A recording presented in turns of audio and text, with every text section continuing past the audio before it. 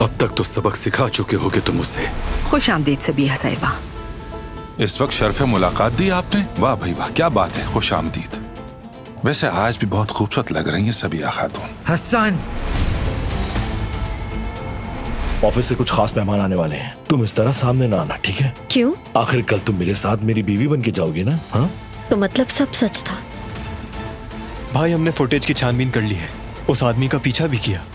वो एक जगह गया लेकिन वहां से निकला नहीं। कौन सी जगह थी वो? एक क्लब है, उस क्लब की छानबीन करें, कोई ना कोई उसे पहचानता होगा। क्या तुम मुझसे कुछ छुपा रहे हो? सादत साहब कौन है और क्यों आ रहे हैं? लगता है मेरे आने की उम्मीद नहीं थी। खुश आमदीद जवाहिर, तुम्हारा नहीं सादत साहब का वेट हो रहा था। मैंने उनके साथ एग्रीमेंट किया है। कैसा एग्रीमेंट? शेयर्स मुझे बेच दिए। कंपनी में पार्टनरशिप, ये क्या नया तमाशा है? तुमसे कहा था कि बारान से और दिलान से दूर रहना। बड़ी शफकत भरी हो गई हो। बेटी की हिफाजत करते हुए अपनी हद ना भूल जाना तुम। तुम्हारी गद्दारी की एक कीमत तो होनी ही थी।